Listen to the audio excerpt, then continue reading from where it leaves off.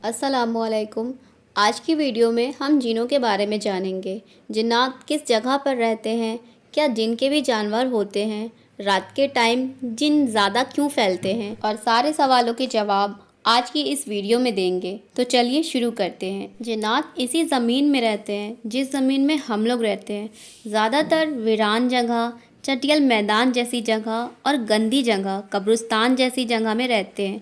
इसलिए अल्लामा इब्न तैमिया रहमतुल्लाह अलैह कहते हैं कि जिन लोगों पर जिनका असर हो जाता है वो ज़्यादातर इन्हीं अड्डों में पनाह लेते हैं। शैतान ऐसी जगह पे ज़्यादा होते हैं जहाँ वो फसाद कर सके, जैसे बाज़ार वगैरह। इसलिए नबी सल्लल्लाहु अलैहि वसल्लम ने एक सहाबी को कह के वसीयत की, जहाँ तक हो सके सबसे पहले बाज़ार में नहीं दाखिल होना, ना सबसे आखिर में वहाँ से निकलो, क्योंकि बाज़ार शैतान का मैदान जंग है। वो वहाँ अपना झंडा गाड़ता है। नबी सल्लल्लाहु अलैहि वसल्लम ने फरमाया कि जब अंधेरा होता है तो सारे शैतान फैल जाते हैं, इसलिए आपने बच्चों को बाहर निकलने से रोका। और यह हदीस सबके मुताबिक सही है। और अजान की आवाज़ से शैतान भाग जाते हैं, क्योंकि इनमें सुनने की ताकत नहीं होती।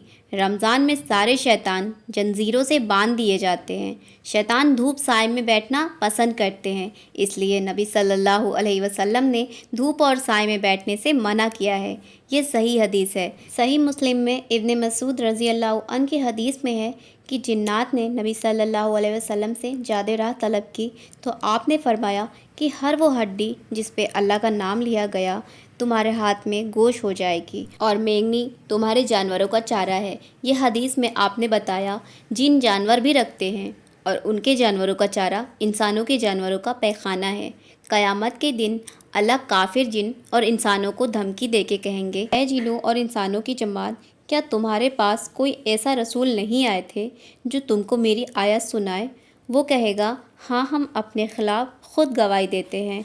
आज दुनिया की ज़िंदगी ने उन लोगों को धोखे में रखा है। वो उस टाइम ख़ुद अपने ख़िलाफ़ गवाही देंगे कि वो काफिर थे। इस आयत से ये मालूम हुआ कि अल्लाह की शरीयत जिनों के पास भी आई और उसको डराने तबलीग करने वाले भी आए। नबी सल्लल्लाहु अलैहि वसल्लम फरमाते हैं कि मुझे 5 चीज़ें ऐसी मिली जो किसी नबी को नहीं मिली।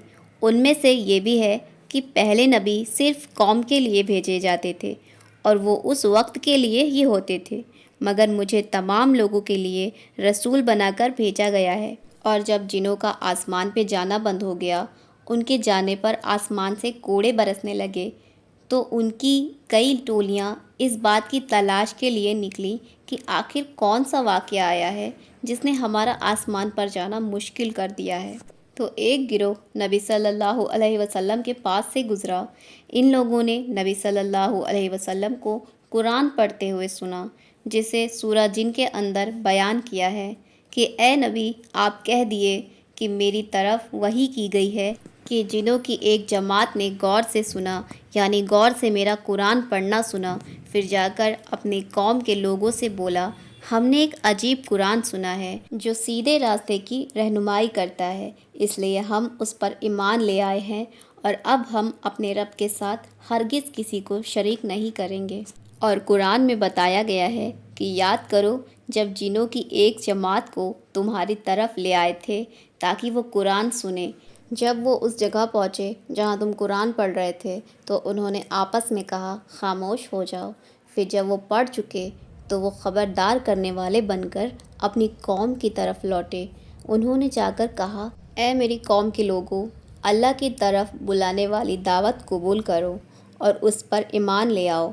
अल्लाह तुम्हारे गुनाहों को माफ़ कर देगा और दर्दनाक अजाब से बचा लेगा। मुफस्सिरीन फरमाते हैं कि ये लोग कुरान सुन के ख़ुद भी ईमान लाए और अपनी कौम में जाके ईमान की दावत दी। बुखारी मुस्लिम में है कि नबी सल्लल्लाहु अलैहि वसल्लम सहाबा की जमात के साथ निकले।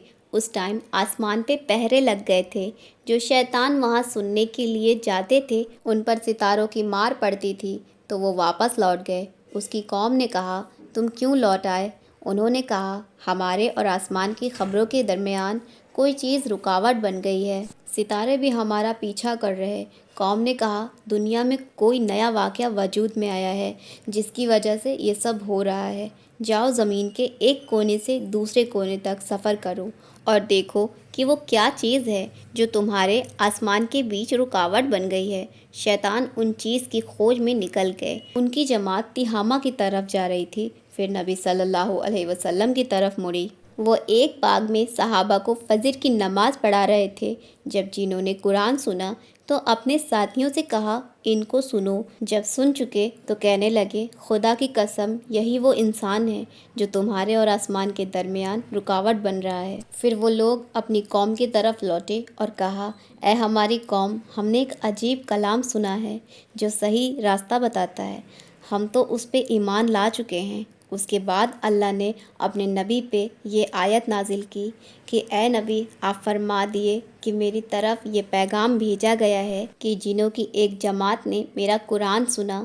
جب جنہوں نے نبی صلی اللہ علیہ وسلم کے قرآن کو غور سے سنا تو نبی صلی اللہ علیہ وسلم سے علم حاصل کرنے کے لیے آنے لگے۔ نبی نے بھی اپنا وقت دیا اور قرآن کی تعلیم دی۔ یہ واقعہ ہجرت سے پہلے کا ہے۔ اگر یہ واقعہ آپ لوگوں کو اچھا لگا ہے تو اس ویڈیو کو لائک کر دیے گا، شیئر کر دیے گا، میرے اس چینل کو سبسکرائب کر دیے گا۔ السلام علیکم۔